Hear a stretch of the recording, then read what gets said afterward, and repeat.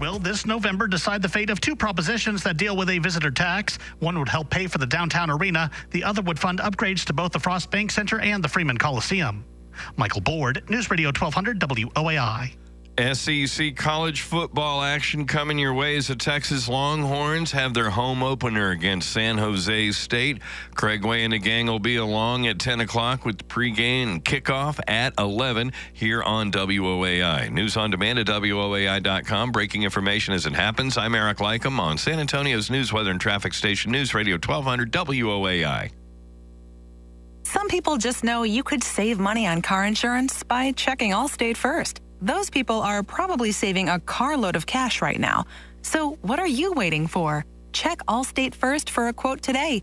You're in good hands with Allstate. The following show is paid for by the LaHood Norton Law Group. The views and opinions expressed are those of the advertiser and do not necessarily represent those of WOAI and iHeartMedia. Welcome. This is Sidebar. Sidebar. A frank discussion on life, the law, and liberty. Sponsored by the LaHood Norton Law Group. And now, your objection sustained. Your hosts, Karen Klaus and former Bexar County District Attorney, Nico LaHood. Thank you so much for joining us. Yes, this is Sidebar, and I want to tell you everything about Sidebar, especially how you can go on to sidebartv.com and not only get on social media and also become a contributor, but I also want to say that when you're watching us online on, the social media platform of choice, you can make comments like Ernest just did. He said, life is tough, but when you're stupid, it's really tough. And so thank you for the words of wisdom and opening up this morning, Ernest. Is he saying it's tough for us? Probably. I don't know. But, man, this week I had to admit to y'all, I was so busy this week. I am going to have to go back and watch the Robert Kennedy Jr. testimony before that Senate Finance Committee, because just the sound clips that I heard were disturbing. I guess when I read in the news that they had asked him tough questions, I don't even know if they were tough questions. It was just, they didn't even let him answer, even if they were tough questions. But they asked him about his record in office. They asked about Trump's policies on vaccines. They talked about him getting rid of the top officials at the CDC. And I kept on asking myself, how is this going to affect us? How is this going to affect us? And maybe y'all can get some answers to me on that.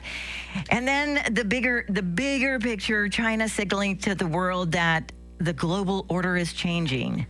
Well, has this been going on for a while? I mean, and again, is a Chinese world takeover? I mean, is that something that's really going to happen? Are we just listening to them talking more? The thing that scares me on top of all of this, and I hope this is making sense, but the EU powers, they say they're, what's going on with them? They're going totally totalitarian. Recent developments reflect that now they're having their ongoing debates about democratic values, rule of law violation in certain member states, the spread of disinformation, a word that we've heard so often for so many years. And another question, how does this affect America?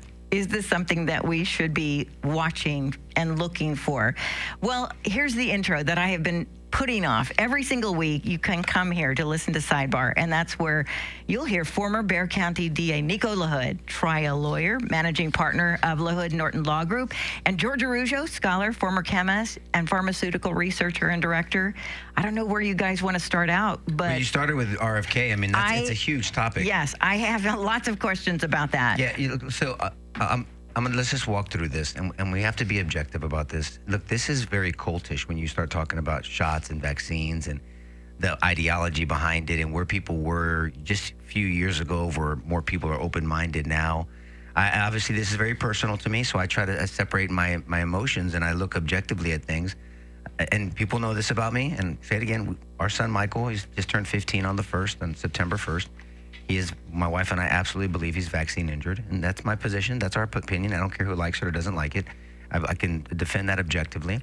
And I didn't know anything, so we followed the whatever the list and what we were supposed to do in the schedule, and we didn't push back. And I push back for a living on things. And then when I get into court and trial, and we didn't do that with our son, and so I had to really. It forced me to do a deep dive into this stuff. And I had the pleasure over the years of meeting Bobby. I know him personally. Nice. And I don't agree with all of his politics, but he's very genuine and he's very authentic and he's very militant in the sense of that he's perseveres through this topic because he's gone through a lot over the decades. He didn't just pop over in the scene in the last 5 months. I mean, he's been fighting this battle for decades, literally, and he's lost family members, he's lost money, he's really been through a lot. That doesn't make him correct, by the way. I'm just saying, he's all in on this deal, but he's also been advocating to follow the science. He truly wants genuine science. Science is not science if it's biased. Science doesn't care about your feelings. It's objective. It's a method of testing things to get to a fact. I like to say it's kind of simple, but it's the rational pursuit of truth through testing. You test things, you see if you can reproduce it, and then you implement it, and you satisfy your hypothesis or your theories. George can correct us. He's the chemist in the room. I'm not. I just play one. But I mean, so Bobby, RFK, Robert has been he's in this hearing, and you really saw where people stood. I mean, I saw some of it, most of it, a lot of it, or enough of it. Republicans and Democrats both attacked him. But here's the deal. What I thought it was appropriate, he was appropriately combative back. And what I feel for Bobby, and this is personally, is he's got that vocal cord issue. And so here's a litigator. This is someone who's been a litigator all his life. And you saw that in the hearing, by the way. They're trying to beat up and trying to push around a trial lawyer. And then he pushed back. So he gave as much as he got, right? But he was appropriately combative. And in general, these hearings, George, are a bunch of grandstanding. Nobody cares about solving things in these hearings. All they want to do is get that little clip so they can get on social media. Yep. And everybody, both sides. And so I'm glad that he pushed back. And now we have someone pushing back and having a command of the facts because he just told them that's just wrong. You're lying. I'd not say that. Or that's just false. And then of course, when you don't want someone to talk, because of time restraints, by the way, right? Then you really don't really care, but you're not really trying to seek the truth. So we can dissect more. I don't know where you want to go in that hearing because there's a lot of facts behind this stuff. And Bobby's asking for good science. He wants to follow the truth wherever it leads you. He wants to make sure our kids are safe. Because here's the bottom line: our children are sick. Can we just say that? Our children are sick. Every kid's on an EpiPen. Everyone's got a medication. Kids are sick. They have allergies. They have autoimmune situations. They have ADHD. They're overweight. On the spectrum of autism. They have juvenile diabetes. They have juvenile cancer. Now they have myocarditis. I wonder why. I mean, so we have all these things, and we are filling them with these medicines. These are medical interventions. And so the idea here, remember, ideas have consequences. The idea that we want to make sure that these interventions are safe, what's wrong with that? Let's start there. Can we just start where they're safe? Now, we can go back and forth, and I always follow the money. When I look at motive, when I look at murder scenes or murder cases, when I look at this type of theft or embezzlement case, you follow the money. And that's what I want. I want to follow the money, and that gives you more of a bias So we can dissect that. All I'm going to leave it with this, because I want to go through this, because I think a lot of people don't know this. All pharmaceutical drugs, and George is the expert on this, truly an expert. I've seen him debate doctors, PhDs. I've been with him on these discussions and these debates. They go through phase 4 testing. Phase 4 testing. And you have preclinical, phase 1, phase 2, phase 3, and phase 4. And we can do this on the show in a little while, whenever George and you want to. We dissect how long these preclinical and phase 1, phase 2, phase 3, when they should go, how long they should last, and what they're trying to accomplish.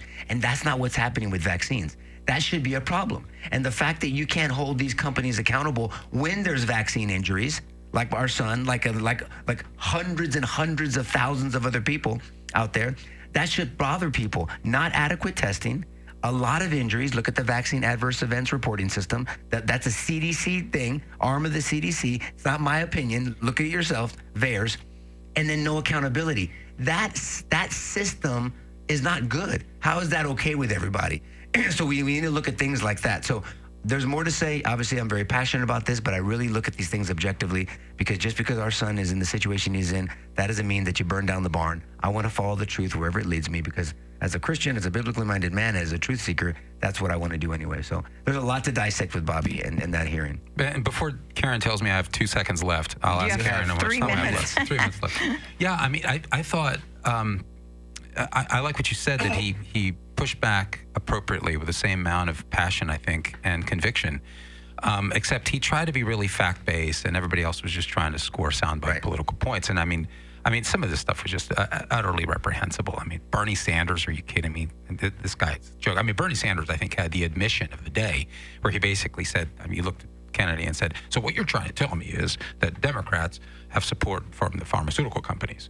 And they do. And he basically conceded. And that Republicans do as well. And he's absolutely right. And he goes, are you saying you're the only one? And then Kennedy goes, let me get this straight. Are you serious? Are you seriously suggesting that the pharmaceutical industry supported my campaign? Are you serious? That's good. And Bernie Sanders basically ended up making his point that the only guy in the room that could honestly say that he hadn't received any money from the pharma industry was truly Robert Kennedy, the guy who's sitting there.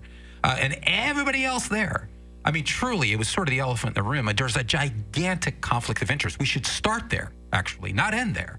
That's not incidental or coincidental. That's central to the point, that there's some bias, there's an objective here that could be clouding the whole conversation. And there is this, and this is truly a dirty secret that's just way out there now. It's not so much of a secret. There's a revolving door between regulators. Explain that, please. This is important, Karen. Well, I mean, if you are a regulator, and this is well attested, there are many, many regulators whose objective is to get into the pharma industry at high-level pharma positions because that's where the money is. And the vast majority of politicians, and you can again credit to Bernie Sanders for basically accidentally admitting it, the vast majority of politicians are supported by the pharma industry. No question about it. Who has the biggest lobby in D.C.? Indeed, and that would be pharma.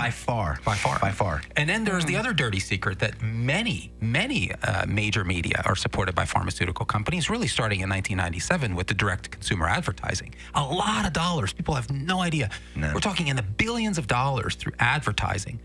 And when you got major media going against pharma, that's not going to happen. So there's just too much money in the system that prevents a necessary and transparent conversation. And that is what Kennedy is pushing for, and God bless him for it. Yeah. I almost hate to bring up COVID, but it kind of goes in with this, and a lot of people It's not kind of, it directly does. Exactly, and I think that the COVID, what was called a vaccine, that really kind of wasn't a vaccine, has Americans still raw about the whole vaccination But you have to understand, topic. vaccines are not considered pharmaceuticals. Right. But people in America are confused and raw because of that And that's how they get topic. around these phase 4 Right. testings because of their designation. And George can talk very eloquently about that too. And then on the other hand, when you said that all Kennedy wants is to follow the science, all I could think of is when that was said was, wait a second, isn't Dr. Fauci the science? We have to believe. People are raw about both of these topics, whether it's money that's coming from pharma or what are they putting in me. And so please, let's continue this conversation. I hope everybody stays with us. Sidebartv.com. That's where you can also watch the stream. We're going to take a break and we'll be right back with more on Sidebar. With reputations as respected high-level prosecutors in Bexar County, the attorneys of LaHood Norton Law Group bring invaluable practical knowledge from the other side of the aisle, using over 70 years of combined experience to strategically advocate clients' rights and pursue the best possible outcome. I'm Nico LaHood with LaHood Norton Law Group. Have you been arrested or accused of a crime? The LaHood Norton Law Group has the knowledge to defend you regardless of how small or large your case. In Bexar County, anywhere in the state, or even nationwide, we have the knowledge to defend you in federal or state court, no matter how small or large your case. We are trial lawyers with proven success. Using their 70 years of combined experience to strategically advocate for their clients' rights and pursue the best possible outcome. The LaHood Norton Law Group. For a free consultation, call today, 210-797-7700. 210-797-7700. LaHoodNorton.com. This is Nico LaHood. If you or a loved one has been arrested or accused of a crime, we can help. LaHoodNorton.com. This is Sidebar. Go to sidebartv.com. Please consider contributing to Sidebar so we can continue these conversations. We love all of the followers and people that give comments when we are streaming online. And thank you so much. There's so many people on today already that I have to just mention a few names. Jan and Susan and Thomas and Connie. And it just makes the conversation here in the studio much more exciting when we go after the show. And that's right at 10 o'clock when we continue the conversation, but just on social media platforms. I guess there's so many facets to the hearings with Kennedy that I'm trying to get to the bottom of it because, yes, we're talking about COVID. Yes, we're talking about childhood vaccinations. But, I mean, where is it? Why did they even question him when it comes to the Trump policies, when it comes to vaccines and how that is going to affect Americans? Is there some political reason for that? Nico, if I may, I think Karen's question is a good sort of jump-off point from where we left off in the last segment, because there is a conflict of interest at play here that can't be dismissed. That's central to what's going on here. And you got to explain what that is, because we say things like that, and people need to. What do you mean conflict of interest? Can you explain that? Yeah, we're asking the mice to guard the cheese, I think is basically what we're doing. Thank you for being so because clear. What's happening is you've got regulatory bodies that are that frankly, yes, that's right. That's a whole other discussion. There are regulatory bodies. There are people on the Center for Biologics and Evaluations and Research. These are bodies that are responsible for determining what vaccines are actually going to be released ultimately. And they're made up of physicians and doctors and researchers. And a lot of these individuals take royalties from pharma. I was waiting for him to get there. Yep. That's a fact. But Karen, do you understand what he's saying? I mean, gobs of money is what he's saying. So how can you say, that's like if I was still district attorney and that I made money on representing defendants, people accused of crimes, and I dismissed their case. I mean, that's called bribery, right? I mean, so that's what it's called, and people get in trouble for that. But that's tell me if I'm wrong, George. You're not wrong. Okay, so that's the problem. That's the you're problem. not Nobody's even held accountable. So you have to be completely disassociated. You can't have any other benefit other than a truth-finding mission. And so when all these gotcha moments, and George, I don't want to derail you, so take back over. But you asked earlier, hey, how many COVID deaths were there? I mean, I don't know. And Bobby goes, I don't know. Like, what do you don't know? You're in that position. I don't think anybody knows. What are you talking about? Well, you know the way they were reporting it. Real COVID deaths? Well, someone comes in a car accident and, you know, their neck's broken and then they pass away and then they test them. Oh, they had COVID. It's a COVID death. That's not even... Right. That's not controversial anymore. We know that that's what happened. Oh, sure. Someone got shot and then they had COVID. They died from COVID. No, they didn't. They died from a bullet in their heart. I mean, but this is the stupidity and the ignorance.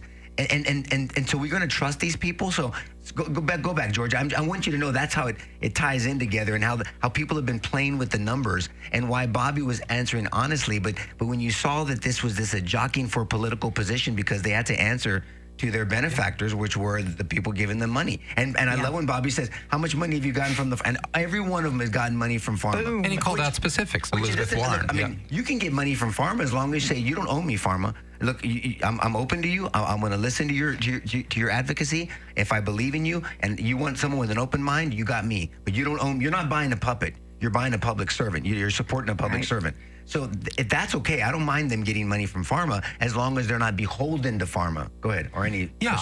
And of course, if they're responsible for actually releasing product or weighing in on considerations that could lead to the release of product, and they're taking money.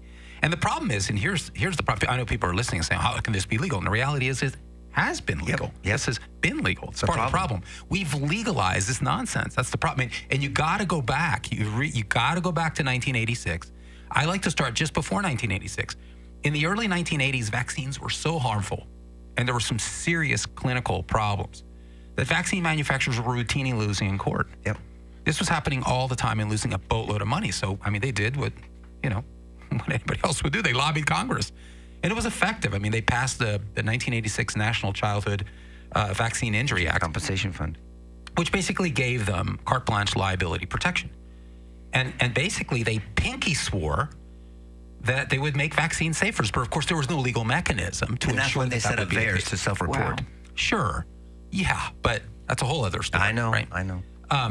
And so what happened after that, I think, is important, because this is a demonstrable fact. And what we saw is, in the development of vaccines, which are not pharmaceutical products, they're biological products, there's an abbreviated clinical development process behind biologicals. And there's a whole section in the Code of Federal Regulations treating or addressing that good manufacturing procedures for biologicals. The point is, it's an abbreviated process. Vaccines get a lot of caveats, by the way. These things are kind of built into the system. And so if you go back and you see in the aftermath of 1986, you can't blame them. What do the pharma companies do? Well, I mean, they added as many vaccines as possible to the schedule. Am I making this crap up? No, just go back and Google it, as people often say. Prior to 1986, there were like 3 routine vaccines. I think it was DTP, diphtheria, tetanus, and pertussis, which is also whooping cough. And I think there was a polio vaccine. Polio, It's a whole other discussion on polio. Yeah, I don't even get started on polio. But so you had 3 vaccines and maybe 7 injections. Today, if you look at the CDC's maternal and child adolescent vaccine schedule, you've got 19 vaccines. You've got 76 injections, and you've got 94 total doses. My God. And so you can see the inflection point on a graph. After 1986 and before 1986. And they call 1989 the gateway year because this is when all these childhood injuries started coming in. So at 86, you have vaccine, Incredible. protection. So they're immune from, no pun intended, they're immune from lawsuits, right? So you cannot sue any company for any injury exactly right. at all. And then in 89, you start getting all these things. Look, so before 86, I think autism was one. They always say 1 in 10,000, and that's pretty accurate from in the 70s, late 70s. In the 70s. Now it's 1 in 31, depending on the study. So in California, it's like 1 in 12 for boys because they're saying because of the testosterone level and potential in boys, it affects boys more than little girls. And then this affects black boys more than any other ethnic boy because of the testosterone levels. And these are objective facts, by the way. This is not me making stuff up. You can check me out, do whatever you want. Ask George. George used to work in this area. He's a chemist by trade. He worked for pharmaceutical companies, 2 of them, right, George? And he worked in management, but also in the actual rooms. And so we have to ask ourselves questions. Our kids are sick. I mean, when I was younger, the first thing I heard about autism was Rain Man. Nobody knew what the hell autism was. Right. It was such a groundbreaking movie because people are like, what? What's autism? that? What's an autistic savant? Right. And I've had the pleasure, and I say the pleasure of campaigning and getting to know this community in Bexar County, which, it's the 6th largest city in the country. It's the 3rd largest county in Texas, and it's huge. And there's not a secret autism village where there's 52-year-old autistic adults. They're not. It doesn't exist. There's 1 in 10,000 autistic adults. In my age, I'm 52. I'll be 53 this month. But but we have 1 in 31, if not more, children on the spectrum, and that's just autism spectrum disorder. We're not talking about juvenile diabetes or obesity. Yes, is it food? Yes, is it this? Is it water? Absolutely, it's everything. We need to look at everything. All I'm saying is to take this off the shelf and you can't talk this. This is a no-touch zone. I think is BS, and you have to ask why. And nothing. Look, and I love when Bobby says this. Our children's health and this country's sustainability should be nonpartisan. Should not be political. If 1 in 31 children is on the spectrum, and if you look at the trajectory of the charts, and they always say correlation, not causation with vaccine, and they admit that there's correlation, by the way. Even the people that defend vaccines, they'll say, I admit, looking at the charts, looking at the data, there's a correlation, but that doesn't mean causation. Well, in my world, correlation, if you're correlated to a murder, guess what? You get investigated, but not in this world. And if the charts keep going, and I know you want to jump in, Karen, sorry. If they keep going the way they are, by 2050 or 60 or whatever it is, 1 in 2 kids will be on the spectrum of autism. Yeah. Who's going to run this country? You think China's got a problem with their youth population? We're going to also.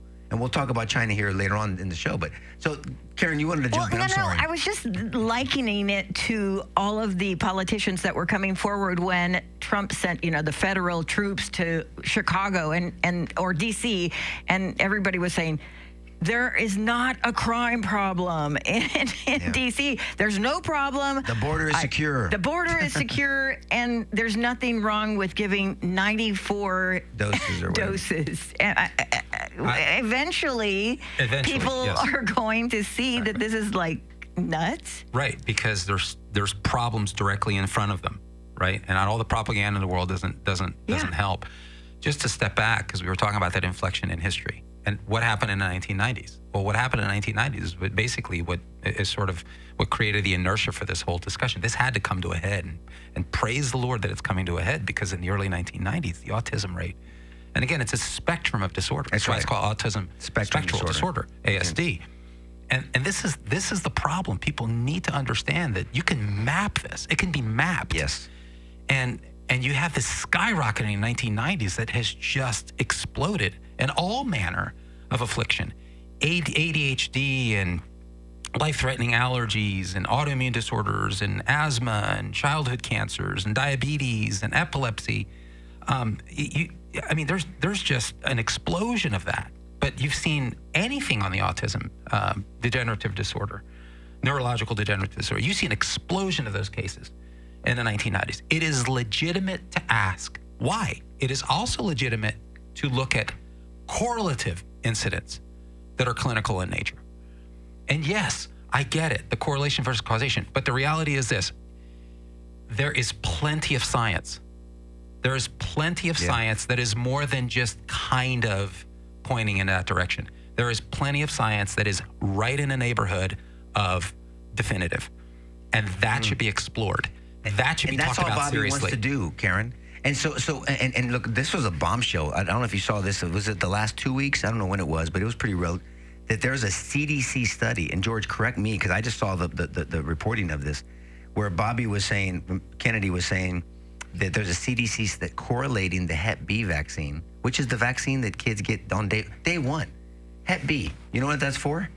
Intravenous drug use and sexual transmitted sexual. A one-day-old baby. newborn. Well, what if the mom has it? Well, if the mom doesn't have it, first of all, if the mom has it, that's one thing. Number two, is this the proper response to it? Do you give this medical intervention if the mom does have it, by the way? And what are your risks? Do cause and effect? Do some analysis here.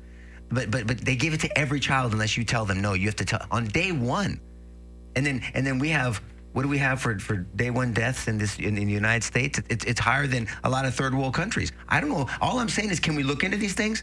That's my position, and that's Bobby's position. I think that's most people's position. If you get the emotion out of this and you look objectively, some of this stuff doesn't smell right. It doesn't make sense. I just want it to make sense for our children. We owe it to our children. I know families that have 1, 2, 3 children on the spectrum, and other injuries. Now, is it food? Absolutely. I love that he's trying to change food and the dyes and all the crap that we put in our food. I mean, we put better crap in our cars than we do our bodies, and then we wonder why the machine of the body breaks down. I mean, and then how we eat, the standard American diet, yes, all of that, supplementation, lack of activity, kids on these stupid machines and these phones, and they have the hunch in their back, and they can't do this, they don't know how to say hello, they can't shake a hand properly, they don't look at eye contact, they're all jacked up, they're in a closet somewhere. Get them outside. Get them dirty, get them outside, have them do some rough play, have them do some sports, do some martial arts, get in a couple of fights. I don't know. I mean, just be a kid. You know what I'm saying? And build up your immune system. I mean, how did we survive all these thousands of years without medical interventions? Are we serious? I mean, so I guess what Bobby is I want good science, and he wants objective science. Science does not have a political affiliation. That's the part that we need to get to. Science is science. It's the rational pursuit of truth that can be testable and reproducible. That's the way I like to describe it. George will correct me if he needs to. But I'm just saying, and Bobby's advocating, can we just follow the science and get away from all these conflicts of interest? And he wants more transparent discussions about the science. That's why there's been a total gutting. There's been a gutting of officials. And that's what started this firestorm. A firing of officials that are just steeped in sacred cow thinking. And he said sacred cows make good burgers. It's just it's targeting our kids, though. That's what's really so hurtful, because they'll fight for drag queen story hour, but they won't fight for the missing kids or the health of our children and the future of America, basically.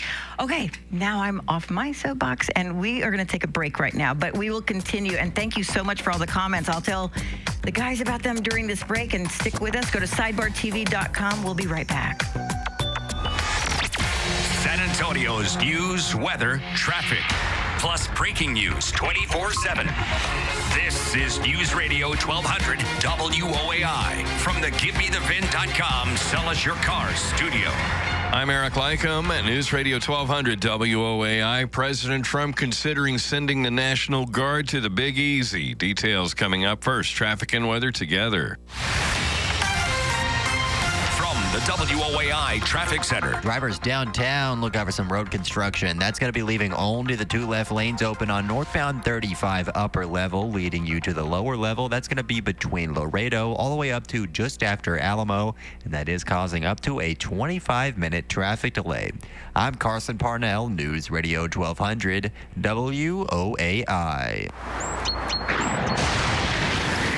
Cloudy showers about to start, 79 now at the WOAI 24-hour weather center. Our top story, President Trump pledging to deploy the National Guard to major U.S. cities in an effort to combat crime. Speaking to members of Congress in the Rose Garden, the president claimed he was planning to deploy troops to New Orleans. We're going to make that place so safe. It's got a little problem right now, a couple of headaches like murders, a lot of little murders going on, and we're not going to stand for it. And we're going to come in, we're going to clean it up. You're going to be safe within 2 weeks, that's going to be the safest place, just like this is the safest place. The National Republican Senatorial Committee is telling Texas Congressman Wesley Hunt quit running for senator against John Cornyn. Coming up, Texas Longhorns home opener against San Jose State. Pregame at 10, kickoff at 11 here on WOAI. News on demand at WOAI.com. Breaking information as it happens. I'm Eric Lycum on San Antonio's news, weather, and traffic station, News Radio 1200 WOAI. This report is sponsored by Discover. Guess what? Discover's accepted at 99% of places that take credit cards nationwide. You heard right, 99%. If you don't think so, maybe it's time to face facts. You're stuck in the past. Based on the February 2024 Nielsen report, learn more at discover.com/creditcard.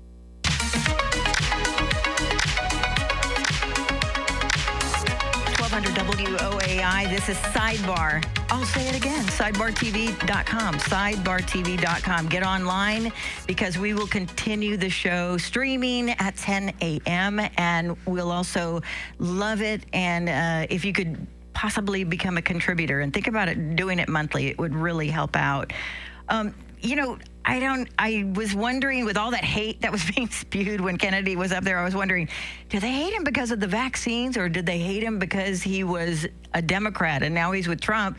But it's not just Democrats and Trump. It's Republicans, Democrats, and whatever is going on with this money. I mean, is that what it's going on? It's not just the Democrats that are against him, right? Well, the Democrats follow whatever's convenient. I mean, and they're pretty brazen about that. It's a politically expedient movement. Whatever adds to power and influence, they're good with. It doesn't really matter at the end of the day.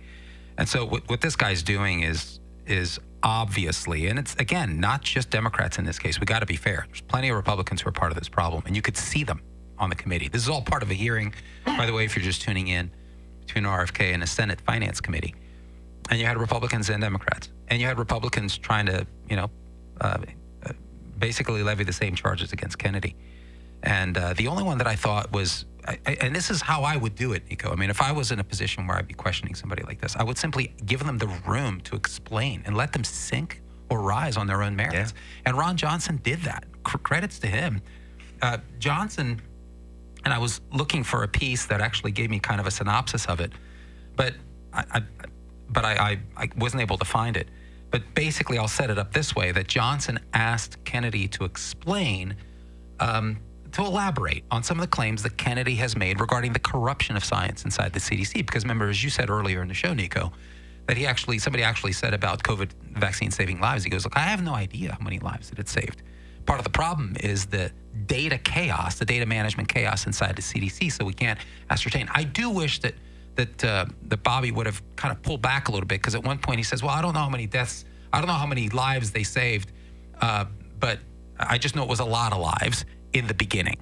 And and I know what he was trying to say in the beginning is sort of the least harmful vaccine, because it was tailored clinically and genetically to a particular type of virus. And of course, after that, he starts saying the mutative problems began.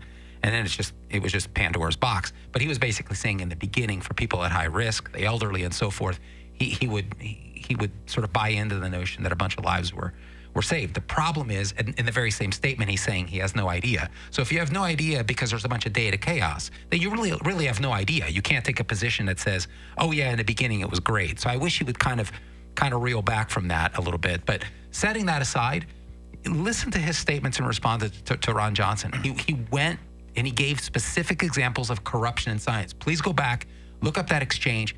Can't cover it all here, but he got into particulars. He brought up the William Thompson issue in 2014. People don't know who William Thompson is. Dr. William Thompson was a high-level CDC researcher who was doing work with MMR, the measles, mumps, and rubella vaccine. And he had established unequivocally, this is the guy who's looking at the data and deciding whether there is enough substantiation clinically to warrant really what Kennedy called an indication, or to warrant a prescribing that particular drug against a particular indication. And so Kennedy brought up an example from 2014. And people should research that. Dr. William Thompson had data, came out. He's protected by whistleblower. Mm-hmm. Okay, go ahead. Came out and said that there was, it seemed to him, very clear connection between the measles, mumps, and rubella vaccine, and in that case, young black boys, in terms of its disease-causing capabilities. And so this was a big deal. He thought that the evidence was sort of unassailable. And if you go back to 2014, it was a big deal.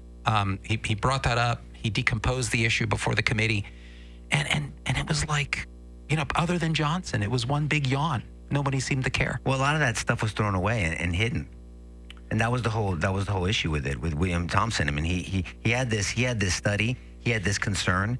It was silenced. The CDC actually silenced him, but he was protected from under whistleblower. Then a guy, you can do the research, a guy, Dr. Brian Hooker, whom I know as well. I know Brian. He has a son who's severely on the spectrum of autism, and he recorded him.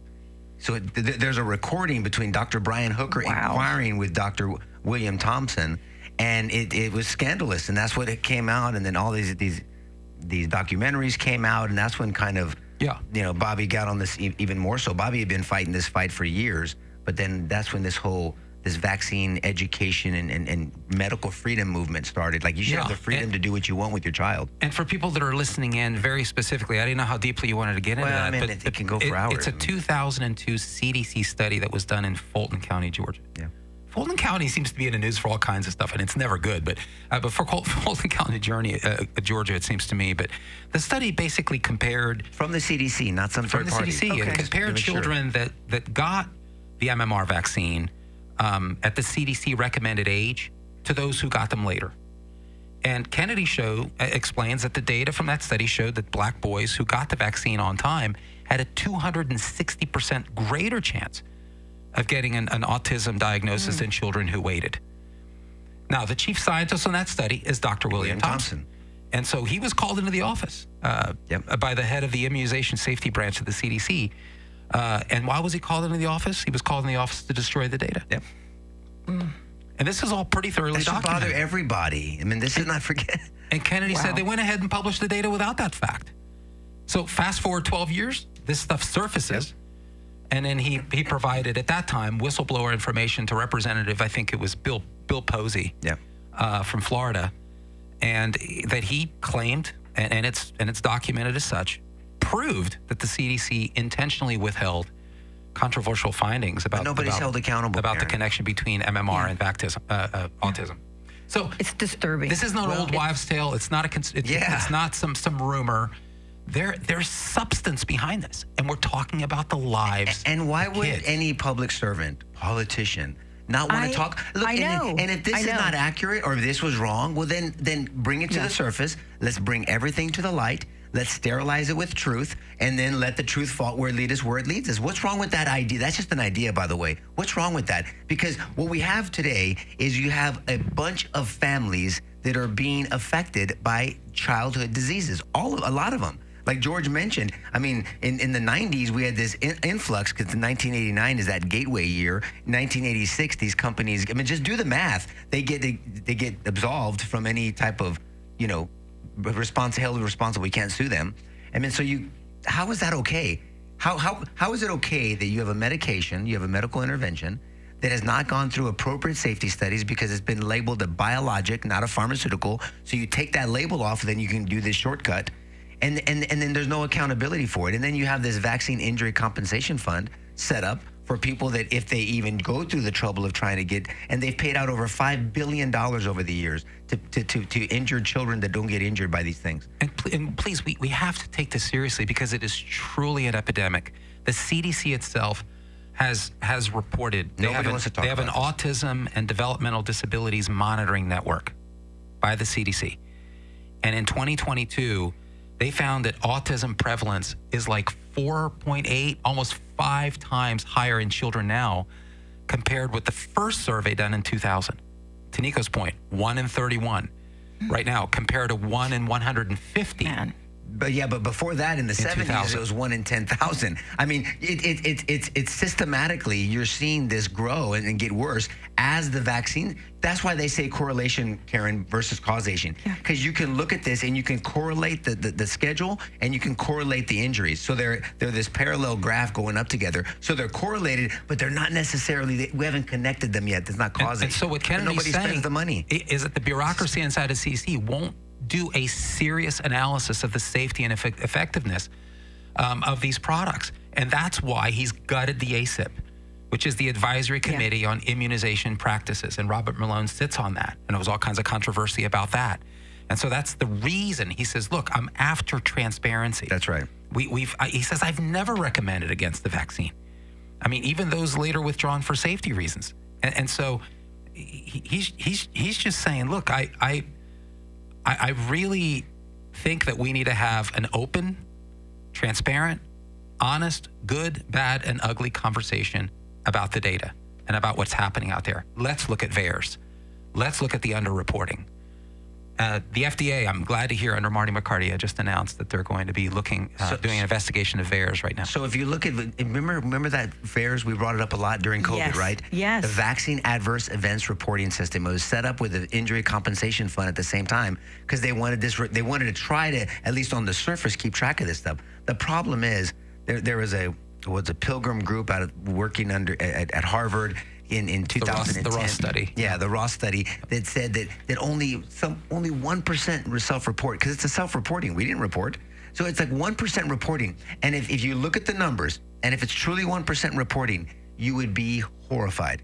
Because if that's 1% reporting, do the math. It's crazy. And remember we kept bringing up VAERS numbers during COVID? And so when you look at things like this and you look at the money incentives, that's motive. You just have to add, it's got to be part of the discussion. I'm not saying it's the end all be all right now. We're not there yet. But anyone who's trying to stop us trying to find the truth, it used to irritate the living whatever out of me. I can't say it on this air. But when they say the settled science, there's nothing settled about this. Let me tell you what settled science is. So on these phase 4 studies, preclinical, I've said this on the show before, is animal tox. They introduce it to animals to make sure before we get into humans, let's see if it's going to kill a gerbil. And so that takes 3 months to 3 years, Karen. I learned this from George, by the way. Phase 1 is first in man. After we know it doesn't kill animals, we're going to go into human beings. It's only safety oriented. All we care about is safety, not efficacy yet. Whether it's effective and does what we say it can do, that's different. Let's just make sure people aren't going to drop dead. 2 months to another year, okay? Phase 2, now it's safety still, because we always want to keep safety in mind, and efficacy. Let's start introducing efficacy. Does it actually do what it says it's supposed to do? That's another year. Then phase 3, pure efficacy. Now we feel by this time it's safe enough. We know what it does and doesn't do. Now let's just make sure it does. This is thousands of patients over 2 to 4 years. That's phase 3. Yeah. Phase 4 is post-marketing. Now, let's follow and see if there's long-term effects. That's 1 to 5 more years. If you do the math on this, now the COVID vaccine didn't go through this, and regular vaccines don't go through this. And the question is why? Why don't you want to subject these medical interventions to this phase 4 scrutiny? And you look at the money and you'll find out why. Because you don't get to buy the mansion on the island if you ask those questions. Okay, maybe, I don't know. The bigger question is it racist to call it the China flu? May I, with your... Oh, yes. When you start talking, that means we got to go, George. Okay, we're going to take a break. I promise. We're going to be right back. And, George, you can talk after that. This is Sidebar.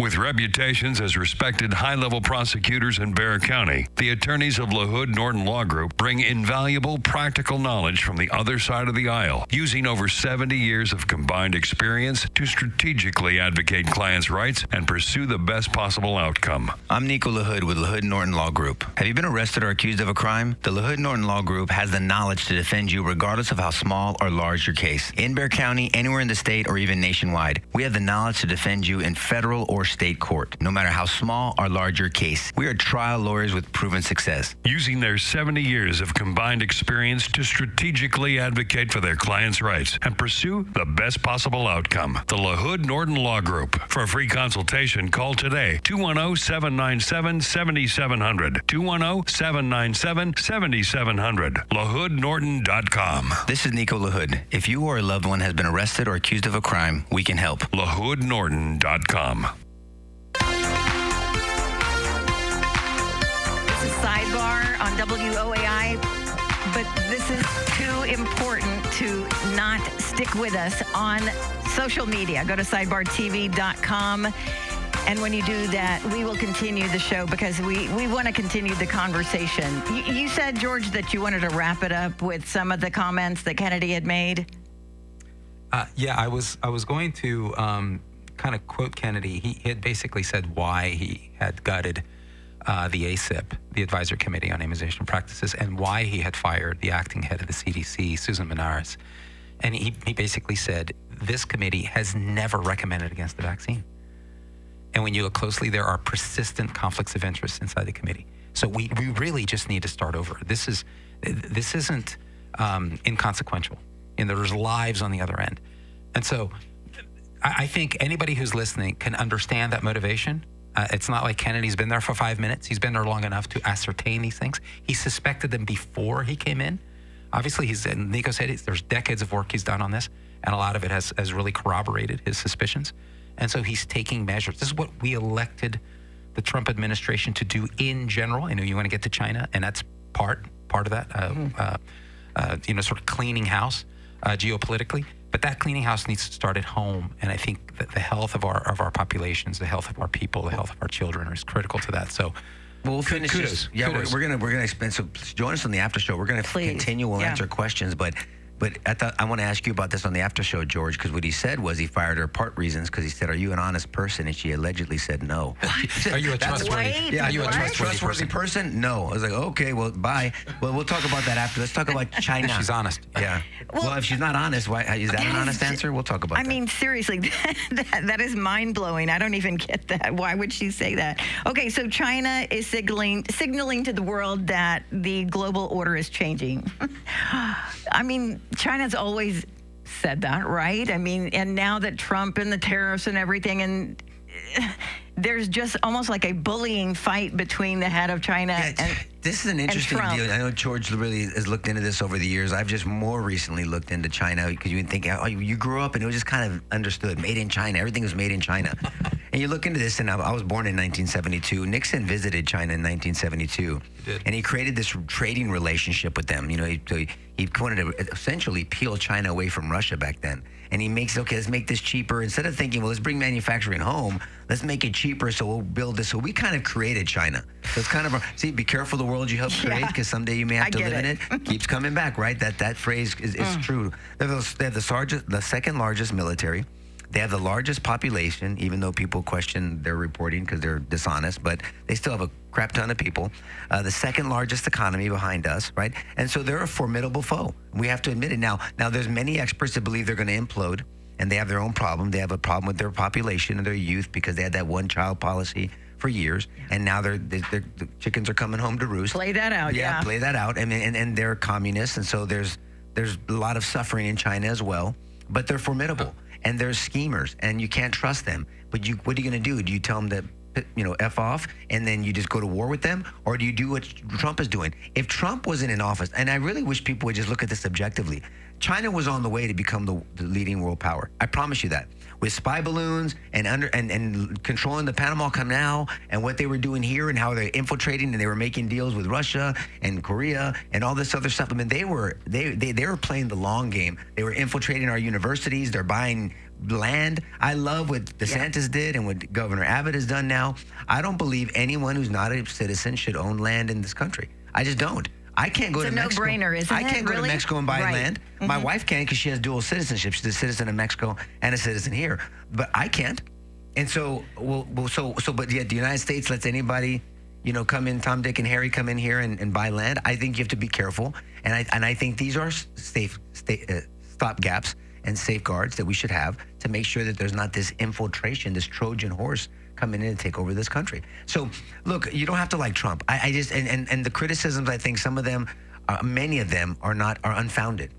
But when you think about where the United States is on the world stage now, and how we're respected, and how he's trying to protect, and look, I disagree with Trump on some things. Don't get me wrong. I still think he's got some PTSD from vaccine and warp speed and all that stuff. And his comment about DeSantis, what he did in Florida, really disappointed me. And George and I are going to talk about this, whether we do it now or in the after show. But China's formidable. And I think, but for, whether you like it or not, but for President Trump and what he's implementing and how he's building up our Department of War and how he's building up our military, because that military exhibition by China, if you didn't think that was impressive, then you're drinking the Kool-Aid. That was impressive. They're not worrying about flags and gender affirming care and your feelings. I mean, that was a war machine there. Yeah. And they were impressive, and they were in sync, and they were disciplined, and they're warriors. And if you don't think those warriors can have an effect on us, you're out of your mind. Yeah. Don't say anything else. I won't. George. Yeah. Kurt, you know, there's really a kind of a clear divide of opinion on this among so-called Chinese experts and China experts on what exactly was going on there with this, victory parade. And if you look at if you listen to the words of Xi Jinping, there shouldn't be any confusion about how he's not going to be.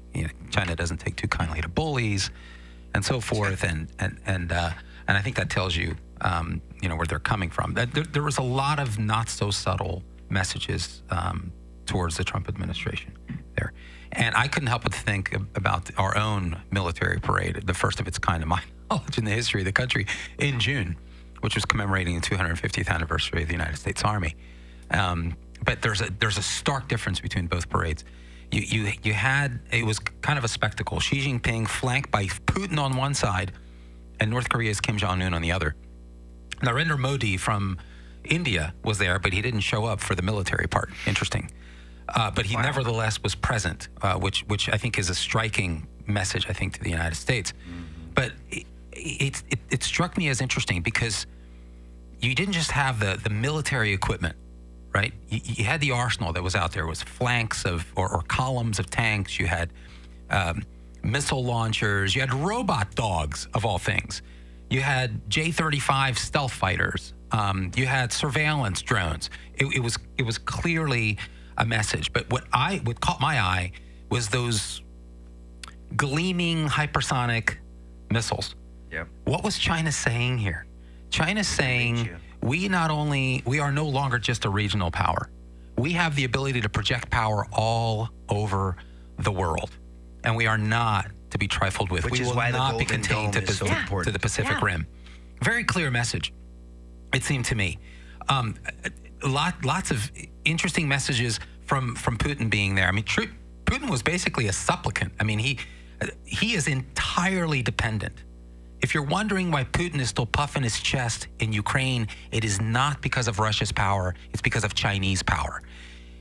Who is the underwriter to the Ukraine war? Besides European stupidity still buying oil, which is Trump's criticism. That's about 1.1 billion pounds a year. But who's the major underwriter? It's China. China's the major underwriter to Russia. I thought Putin and Kim Jong whatever looked like puppets, like little puppy dogs. Like, hey Spike, that old cartoon from Bugs Bunny. Hey Spike, will you shut up? But hey Spike, I mean, you have Chi who doesn't change his emotions for anything. He looks like he's irritated all the time, or he's constipated, and he's there. Like nothing impresses him. He's kind of stoic, very stoic. And then you have Putin to his right, and then Kim going like, "Don't forget me, boss. Don't forget me, boss." And they're together. I mean, and he's physically bigger than these men, also, right? It's like when Trump goes to Europe and everybody's, or to the Middle East, everybody's falling over him. It has all the stuff of a parody, but if it wasn't so serious, it does look cartoonish. Yes, no, but Ukraine is significant here because not only is China underwriting it, but Kim Jong-un is providing weapons and providing soldiers to the effort, which I don't know, it's kind of the glaring hypocrisy of Putin to say that he has a problem with us putting soldiers on our ground in Ukraine or foreign countries doing that, but it's okay for North Korea to do that on his behalf. I mean, fascinating to me. But I think we really should take note of what was going on here because this is the third of its kind that I can see. This happened in the summer in Rio, where you had BRICS nations come together For those of you who don't know what BRICS is, it's Brazil. It's now 10 nations, but it's named after the first 5. It's Brazil and Russia and India and China and South Africa, of all places. And now Egypt has joined and Indonesia has joined, I believe, and a number of others. And they joined in Rio. I think there was 126 commitments that they made, all of them to basically create an affront to the established Western order, which is code for being an alternative to American hegemony in the world. The Western institutions, Western banking, Western influence, Western currency, the dollar as the dominant world currency. These are open objectives to basically do what the West has done for the last 50 years, post-World War II. America is the undisputed global power. This is an effort to take a Western model and make it Chinese-led. It's almost parallel in terms of its banking structures, the things that are Anyone the trade opposed routes. to Trump trying to protect and preserve the That's United exactly States right. is insane. They're living in a bubble. They just oppose him no matter what. Whatever Trump supports, they because what Trump is doing will but here's think about what Xi said or whatever his name is. He said Xi Jinping. Yeah, Gigi, whatever. But what he says what he says is this. He goes like, "Yeah, Trump's going to be around for 3 more years. I'm going to be around for however long. How long has he been in power? These people stay in for long periods of time. And us over here in America, we're so stupid that we fight each other, and we're fighting over everything now. We used to fight over, like we said, remember that football analogy that the Republicans started on their 40-yard line, Democrats on their 40, and we were really just fighting over the 20 yards in the middle? Well, the 40 we agreed on was a strong military, strong border, order, having our place in the world stage, making sure that we're respected, being a world economy. I mean, all these things we agreed on, family, this family structure, what was our ethos here in this country? America first type deal. Proud, you have pride in your flag and your country. Exactly. Right. The 20% was how you're going to deal with Social Security. What are you going to do with this? What are you going to do on this? Abortion, whatever it was. But now we disagree on everything. And so they're just looking back saying, you dumbasses, keep fighting, keep destroying yourself from within like Rome. Because they study history. Yep. And then we'll be waiting, and we're building up our forces. So I love that Trump just called them out, checkmate, because you guys keep scheming against us over there. And I hope Trump look, I think I support everything he's doing when it comes to this portion, when it comes to how he's treating China. Sometimes I think he gives them a little bit too. Xi and I are good friends. Putin and I are good friends. Everyone's good friends with him. They're all trying to stab him in his back. Exactly. And obviously he's playing poker with these people. He's going mobster on them. But still, I love that he's building up our military. I love that he's doing the Golden Dome. We need it. These people they're not our friends, and they want to take over. That's a fact. And that he's doing whatever it takes to ensure that the interests of the United States are preeminent over others. Look at the parade in June. It was internally focused. Lot from Trump on domestic policy. Not a single world leader attended. In China, 26 world leaders were there. We gotta wrap it up, Nico. All right, guys. Well, join us on the after show. We're going to talk about this. We're going to try to talk about the EU. We want to listen to your questions. We're going to read some of your questions. We'll continue to talk about Bobby Kennedy and that hearing. Have a blessed weekend. And I want to take the opportunity to wish my wife, tomorrow's her birthday, a very happy and blessed birthday. Not that she's watching right now, but someone tell her. God bless you guys. Bye.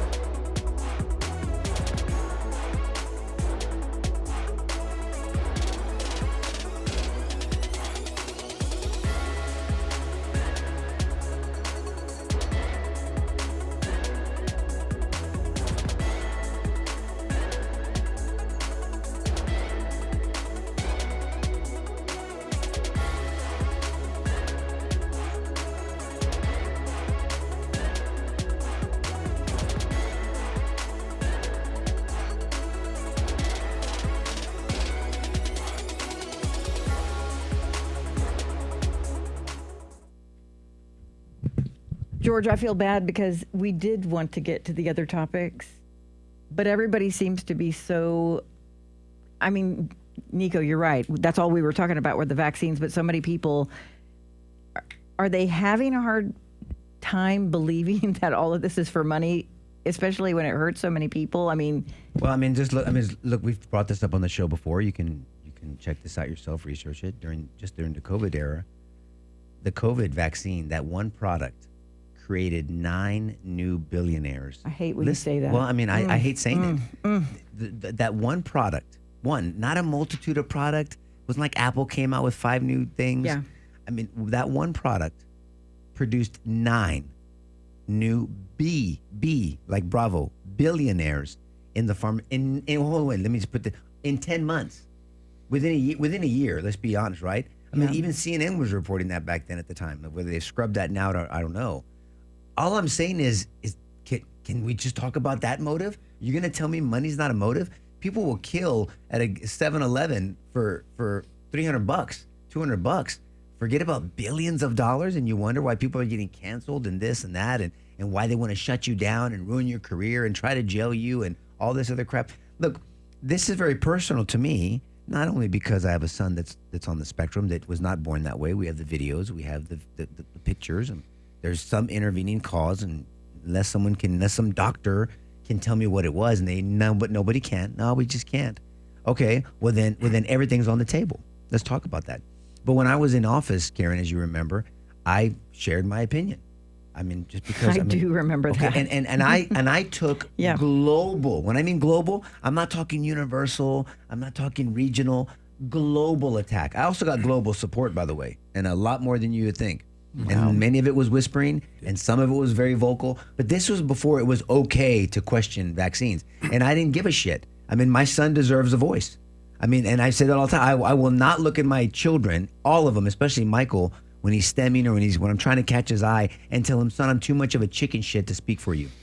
Yeah, I'm not going to do that. Let the chips fall where they may. And so that was one of the many reasons I'm no longer in office, because back then people they didn't think that was brave. They thought that was stupid. But other people quietly were saying, hey, we support what you're saying, but we don't have the courage to say it. Well, I do. For right or wrong, I did. And my wife and I talked about it, and we said, Michael deserves a voice. And it's a much more universal topic now. But back then, it was like, wait a second, I don't get it. Karen, 4 years ago. I know. 4 years ago, Bobby was banned from every platform. Yeah. Literally. Just 4 Robert years Kennedy ago. Jr. was, and I don't know, do the math on when it was, whether it was 3 years ago, 4 years ago, but it wasn't long ago. No. Robert Kennedy, Bobby Kennedy, was banned from every platform. Every single platform. And he was on the top 10 list under Biden as giving out misinformation. Now, some people still believe that bullshit, but the problem is Bobby has facts on his side. He really does. He didn't just show up yesterday. The Children's Health Defense is a phenomenal organization. The level of researchers and scholars that support on that board and their research, and George has been following them for years. And Bobby's been part of that. He's one of the founders, and he, of course, removed himself from that right now. But he's been fighting this fight for years. And all we want, on my side, I guess, the truth side, I'm not an anti-vaxxer. I'm a pro-truther. I've never told anyone not to vaccinate, and I won't. If you give me my opinion, I'll share my story. Our testimony will lead you in the right direction. I'll say, ask this question. What does this mean? I'll share information, and then you prayerfully consider what you want to do with your child. And that's what DeSantis is saying in Florida. And that's why I was disappointed with Trump and the position that he took, or the statement he made after, not position he took. I don't know what the statement is, right, because we'll I missed it. But I do want to ask one little question before we move on to that. Why is COVID in the news again? Why is it the spikes in the number of COVID cases? Why is that even a news story right now? And two, a couple of people asked me to ask you, should they get the flu shot? Did the COVID shot make them feel sick? People are still asking that because a lot of people got the COVID shot and then they got a second one and they feel like crap now. Yeah. Look, Megan and they just want to know, Megan Kelly talks about she's vaccine injured from COVID. Wow. Myocarditis. Look, I have cardiologist friends and even acquaintances will say my whole practice has changed. We're seeing so many young people with heart conditions now. And then again, correlation that can be backed up by studies. By the way, now it's not even a thought. I mean, it's backed up by studies that there's cardiomyopathy, whatever they call it, and there's different heart conditions after the introduction of this medical intervention. And so I'm not going to tell anybody what to do. You do what you want. Research yourself. Hosea 4:6, a biblical principle: my people perish for lack of knowledge. So ignorance is not bliss. And then and when you put ignorance, meaning just not knowing, and you combine it with an agenda, you have a purpose, money, whatever it is, control, then that's catastrophic. I don't do a flu shot. I don't mind. Right now I'm a little nasally. I had a congestion for 2 days. Oh my gosh, can you imagine? Because my whole went through the house. And guess what? In 48 hours, you're better if you take care of your immune system. Just because you go holistic or natural doesn't mean you never get sick. It just means you have an immune system that works. Yeah. And rest. One thing I don't get is rest, and that's my downfall. That's why I do everything else the way I do it, with my water I drink, to how I eat, to vitamin supplementation, workouts, whatever. But that's it. I mean, so I don't know whenever. Maybe this congestion was a form of the flu or COVID. I don't know. I didn't get tested. I just know that I couldn't talk from here up. It was pounding. And then I didn't have fever. I didn't this. And 48 hours later, I'm better and I can taste my food again. Thank God. But I mean, the kids had it for a couple of days. It went through and they're all coughing on you. And Michael, our son, he's more immune compromised. Kids on the spectrum are immune compromised. So Michael gets sick the most out of all the other kids. The other kids, their classes are sick and they don't get sick. And they do jujitsu. They're wrestling with kids. They're all over them. Maya got sick this last week for literally 1 day. She needed 1 day and she slept. And sleep and water and nutrition and some vitamins, and she got better. And she was back at it again. And so I don't know. I'm not going to tell you what to do. I don't take the flu shot. And that's the right way to do it. We're not here to give medical advice. You should consult with your doctor, obviously. But I mean, we can tell you what we do and why we do it.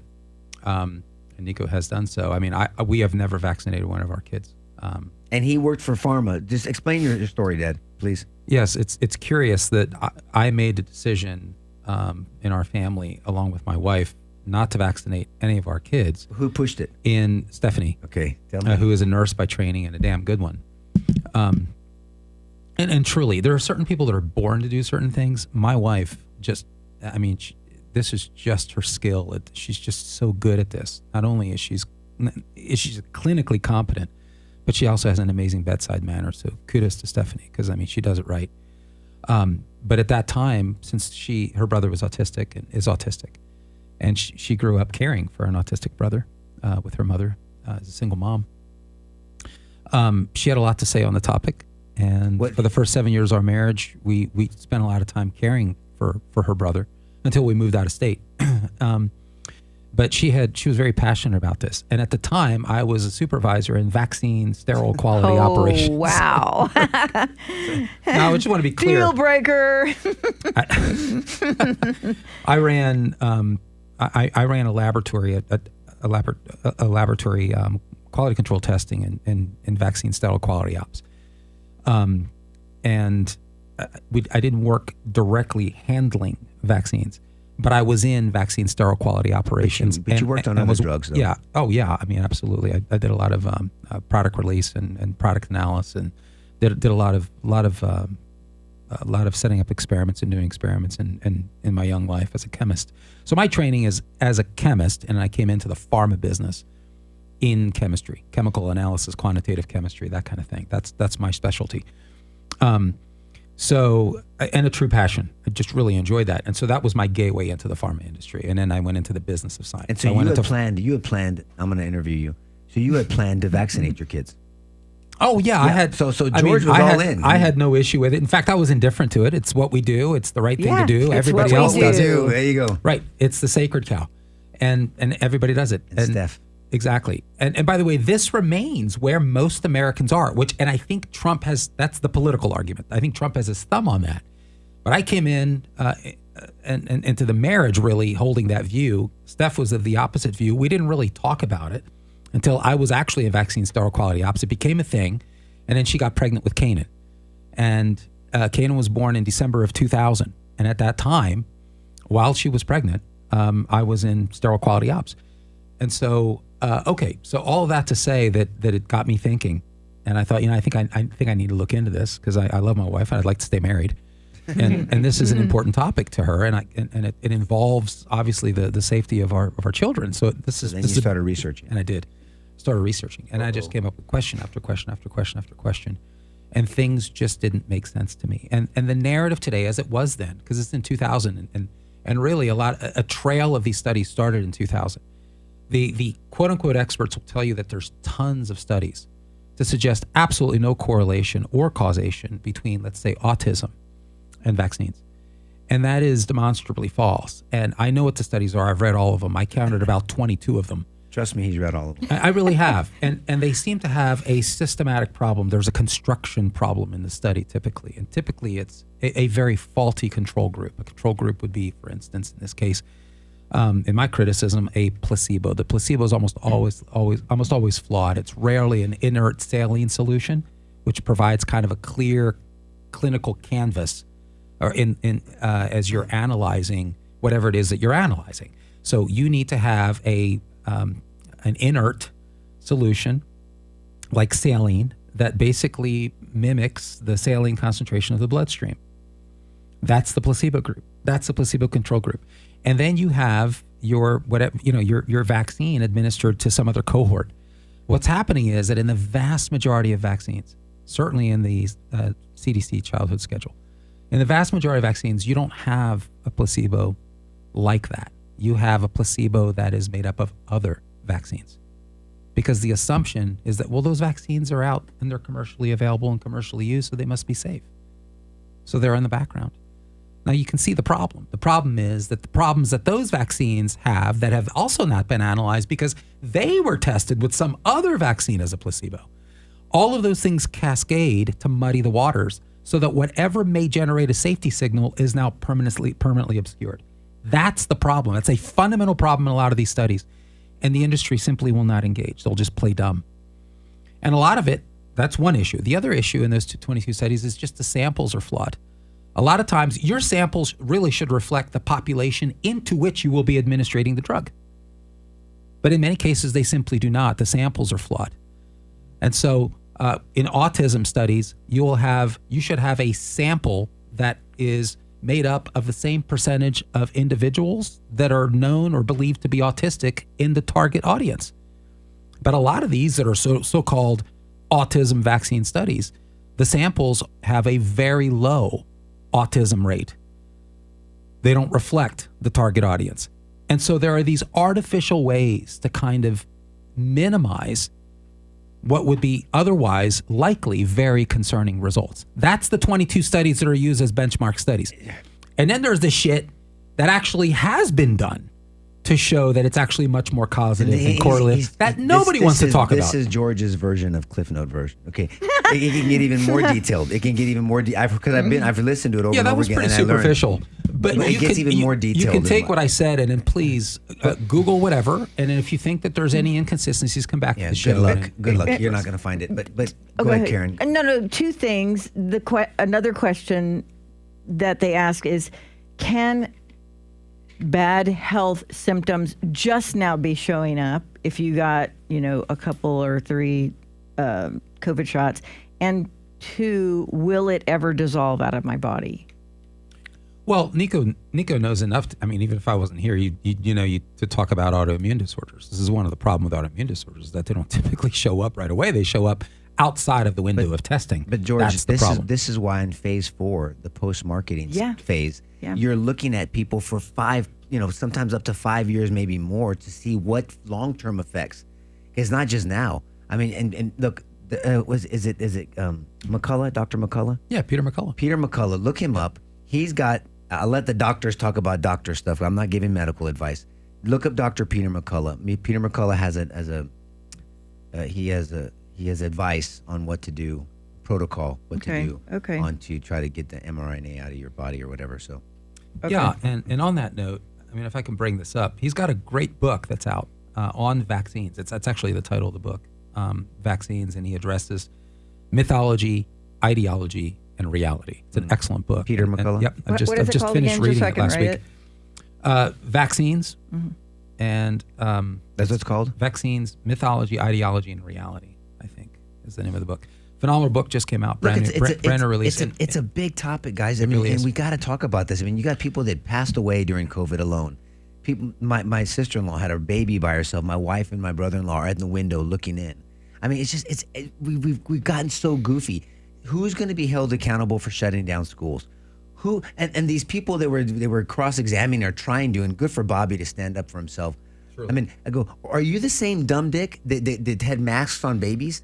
Are you the same idiot that had masks outside? Were you supportive of the 6-foot rule, even though that's a complete farce?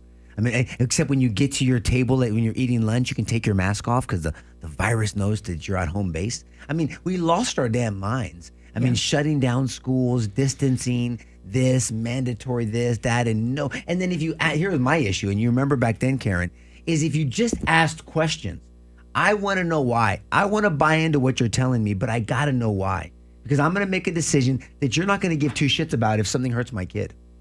Or if I have to deal with this. Yep. Who gets the fallout? No, there's no fallout. Nobody's been held accountable. So they lost a lot of credibility. So that's why I really give credit to like Bill Maher. Bill Maher's been big on pushing back on pharma. And same with Joe Rogan. And some of these people that had the courage to speak out and to ask questions, and they had the platform, and they responsibly used it, and they were logical, and they reasoned, and they brought data, and they asked the right questions. But you couldn't even ask questions, Karen, back then. You were cut off from all kinds of platforms. To going back to my point about Bobby, and all he was, and Bobby could debate. Why did nobody want to debate? Peter Hortez, what's his name? The guy's a charlatan. The guy's so he's this kid, get on these shows and call everybody names and say he's got all this expertise, and then so finally Joe Rogan goes, well, why don't you just debate Bobby Kennedy? Nobody, you know who accepted a discussion, not even the debate? Dershowitz.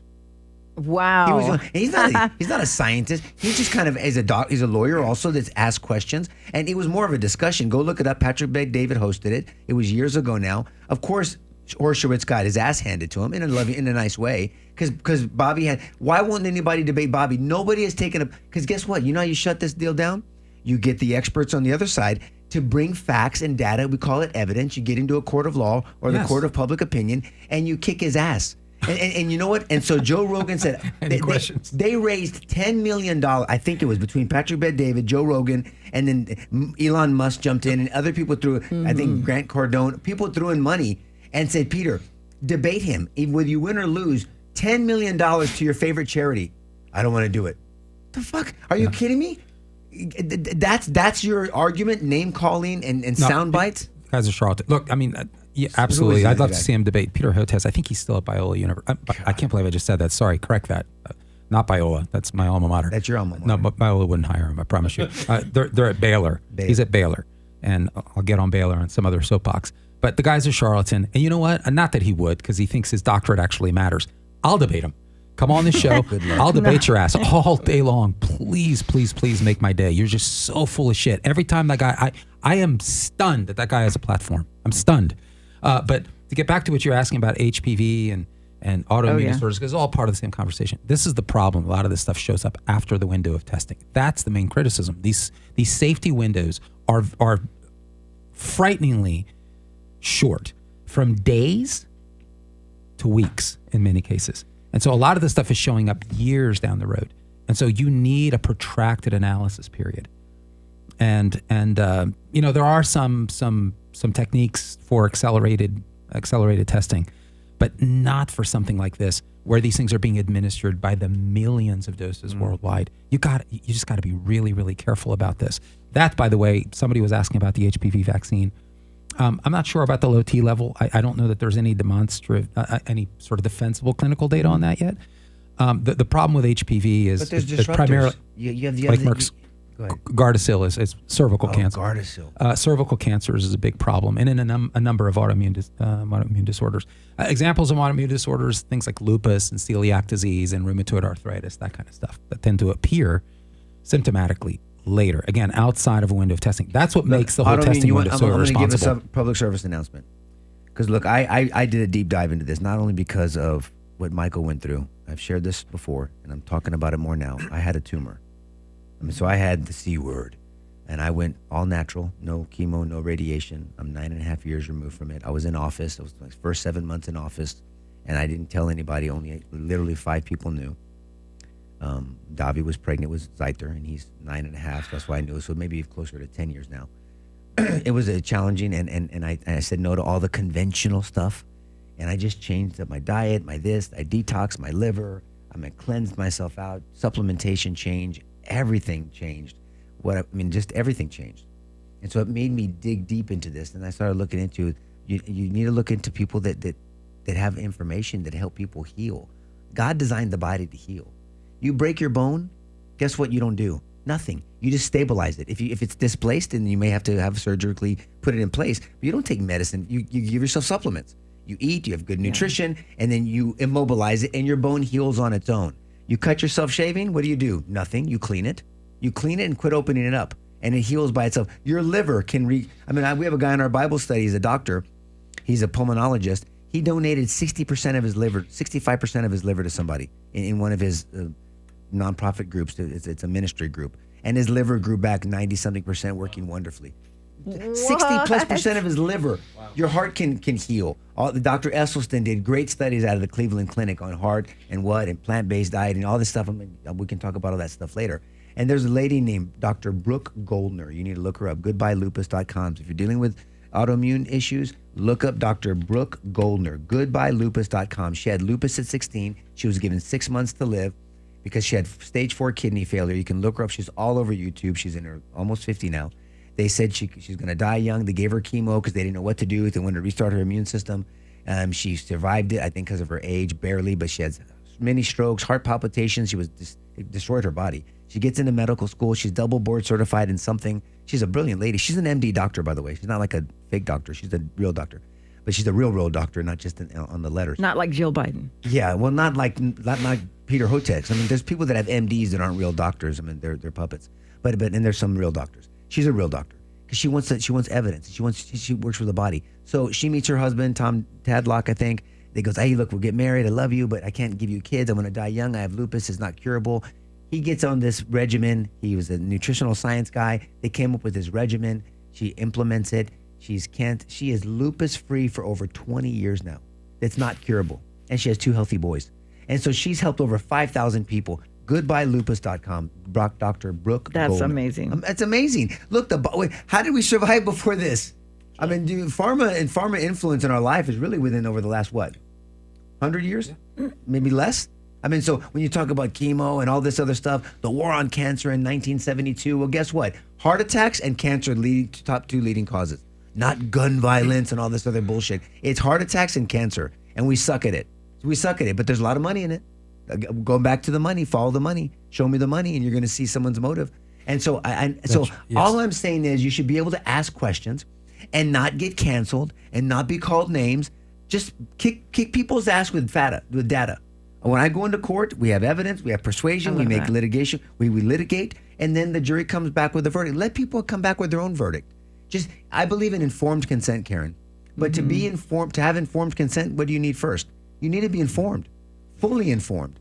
Just get informed and then consent to it. And if you consent to it, God bless you. I hope it works out for you. But if it doesn't work out for this person, so be it. But people need the information so they can make the best decisions. That's it. Oh, by the way, somebody said it's Goldberg.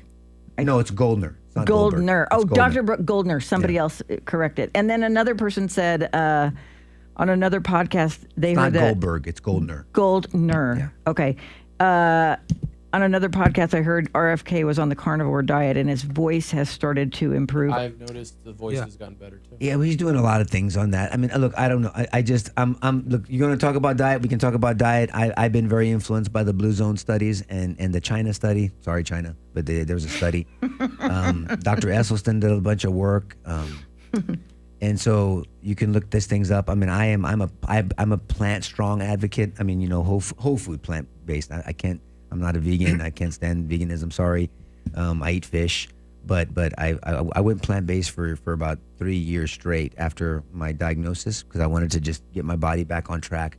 I used to eat a lot of red meat. I eat it maybe every once in a while now. I have a treat. I have grass-fed, grass-finished beef every once in a while, burgers.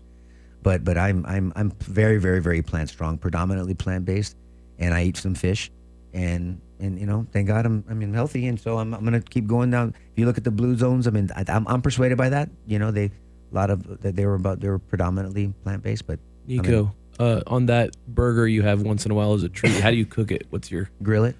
grill it? Do you like it rare, medium rare? I'm a medium rare guy. I love medium rare steaks, man. I have one burger a week, and I get mine at Hop Dottie. Oh, because it is grass fed. Grass fed. Dang, You get it medium, and man, it goes down smooth. It sure does. And they also have some great Brussels sprouts there, which come in handy. Yeah, I mean, so I do want to. We said a lot about faulty study designs and conflict of interest. There's a website that you guys should consider. I think it's brilliant. I don't know another like it. Not a big website fan on these things, but they've done a very responsible and good job. It's simply called 14studies.com. 14studies.com. And it gets whatever level you want to get into, superficially or into the weeds, the information is there. And it's, I think it's unassailable. Great stuff. And if you want studies, actual studies, and some thoughts on it, please write into the show. I'm happy to provide a list for you. Careful what you ask for. I do want to get back to this, if that's okay, because it ties into some of the concepts Nico was bringing up, because you can see it. It's such a good teaching model, the HPV vaccine, and I feel a personal connection to it because of my background at Merck. In so many ways, such a wonderful company, but on the issue of vaccines, man, have they screwed the pooch. And it's just a heartbreak for me. It really is. I've been split over the issue for many, many years. And they're not the only one. The entire vaccine industry does this. But the shortcutting, and then the political safeguards that are built in. Yeah. A lot of people don't know, Karen, in 2006, when Merck basically rushed Gardasil through, they did it by law. Nico, you should be aware. I'm only talking about in terms of the clinical, because I've got my clinical hat on. It's called the Prescription Drug User Fee Act. And this was a mechanism, a lever that was used during the regulatory approval process that allows all pharmaceutical companies to pay a substantial fee in return for an expedited approval of a specified human drug. Can you believe that? So they can pay to just push it through. Product. That's what happened with Gardasil. Just FYI, because it obviously it's meant to treat cervical cancers, but in many cases it actually was found to induce them. And so I don't think rushing is a great idea. The placebo sucked.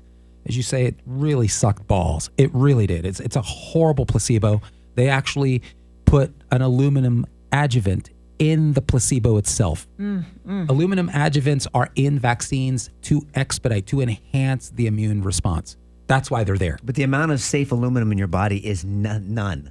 And then you talk about thimerosal, which is mercury, that they've taken out of some vaccines, and you should take them out of your. I took mine. I had 2 of them and I got them removed. I mean, so we're putting all these synthetic things in our bodies, and then we wonder why the body has kind of breakdowns. This is one unit. This is one unit. Your lymphatic system is important. Your digestive system. You're going to the bathroom. All that stuff matters when you're talking about the flow of your system, sweating, moving your body, what you put in your body, how you eat, what you eat, the quality of your food, your quality of your water, supplementation if you're not getting in your food. I just tell people to research and then do what's best for you. I mean, I want a long, healthy life so I can serve the Lord and raise my family. And then I don't want to be here forever, but I definitely want a quality of life too. And if you make those decisions, privately, that's your call. It's your health. But we're concerned that we have an industry that's not itself being responsible and being transparent and sort of putting their finger on the scales of testing, and not really, like Pfizer has said and Moderna, because Trump said, you guys need to justify the effectiveness of these vaccines, and they came back and they said, well, look at the published data. The problem is, and people know, you may remember from a year or 2 years ago, there were lawsuits, FOIA requests. Pfizer was pushing back on the amount of clinical data that it was making available, not just clinical data from the clinical research, but also from the post-surveillance stuff. They didn't want to make the data available for decades. Why? And they literally had to be sued, and a federal judge found against them. And then they started releasing that data. And so why did Pfizer have to be sued into providing that data? That data should be made available. And if you go back over time and time again, as you look at the data, there are serious problems. Why is it, for instance, you can see it over and over again on the Gardasil vaccine? Why is it when you look at the data and you look at the results, you had 2.3% of the vaccine group and you had 2.3% of the placebo group, and they both demonstrated conditions potentially indicative of autoimmune disorders. What the fuck kind of a placebo is that? Why? Because there's aluminum in it. I mean, there's nothing else but aluminum. This isn't hard. No, I'm not jumping to conclusions. There's nothing else in a damn placebo but aluminum. And if you're getting the same safety signal from the placebo as you're getting from the vaccine group, what does that tell you? Your test isn't reliable. It tells you that in this case, amorphous aluminum hydroxyphosphate sulfate, aka aluminum, is a problem. George is turning me on with that talk. And here's the dirty little secret: we have decades of information on this being a problem individually, but it wasn't tested in a pre-licensing. Yeah. So out of sight, out of mind. To me, and this is my where I come from. I believe your health is an act of worship. So should be your marriage, your life, everything you do. And I want to see people healthy. I mean, let me tell you, someone who's gone through a health scare, and obviously we're dealing with Michael's challenges still, and we'll continue to. Well, they say a healthy person has 1,000 dreams. A sick person only has one, to become healthy. Right? And so, and I've seen it. And so I just want people to be healthy so they can enjoy life and they can live out their God-given potential. And if there's some medical intervention that can help you be healthy, then I'm all for it. But but these are temporary fixes. Even the antibiotic, the guy that came up with antibiotics said, don't abuse antibiotics. It's because it hurts your microbiome of your gut. And that's why a lot of people get constipated when they do antibiotics for a long period of time, because there's side effects to anything you put in your body synthetically. Anything, period, end of story. And so all I'm saying is God gave us a lot of, from herbs to food, and now quality of food's another story, I get it. But there's ways we can do in detoxing and staying healthy and move your body. You don't have to be a CrossFitter or some type of MMA fighter, but you should be moving. You should be doing something every day. Walking, yoga, weights, calisthenics, sprinting, whatever. Just move your body, sweat a little bit, get this poured. Your skin is your largest organ. Get it moving. Move around, work on your core, do Pilates. I don't care what you do. There's a lot of movement. Sitting is the new smoking. We sit in these 90 degrees, which I did a lot in law school. I agree. And for trial. And so my hips, I have all kinds of wear and tear injuries from fighting and CrossFit and sitting so much. And so I'm working on that in my age. And for the next 40 years, I want a good quality of life. And that's it, man. That's all. I don't understand what the scandal is. I want people to be healthy, period. Just be healthy. Now, what we can disagree on how to get there. But one thing I do believe very strongly, and I think the evidence supports, is putting a bunch of synthetic shit in your body is not going to get you healthy. It's just not. You're not going to get healthy. And I know numerous people. I can think of 4 off the top of my head that were on statins for high cholesterol at young ages, and they revamped their diet and started exercising, and they went very plant strong. Many of them went completely plant based, and they're off of statins. All 4 of them. Now, they've adjusted their diet. Okay, it's fine. That's whatever you can do. Look at your numbers and see where you're at. And you can tell when you do an elimination diet, you can know what's actually spiking your number. Information just is power and knowledge. And so just educate yourself and then discipline. If you don't have the discipline, it doesn't matter what the hell you know. You're not going to implement it. And that's what Dr. Brooke Goldner talks about. I mean, look, we're going to get you healthy and we're going to help you, but you gotta stick to it. You can't just think, you can't treat your wife well for one day out of the week and say you have a good marriage. You can't work out or eat healthy once a week. I love that. Yeah. Well, no, you can't study once a week. You can't do it. No, you're not going to suck at it. So same thing with your health. I'm sure you're done talking about health. Let's wrap this thing up. We'll talk about the EU next week. Hey guys, thanks for joining us.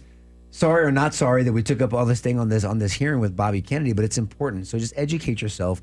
There's a lot of resources out there. You can write into the show or make a comment. George, I'm sure, will look at it and comment. Trust me, if you ask for a resource, be careful what you ask for. You're going to get it.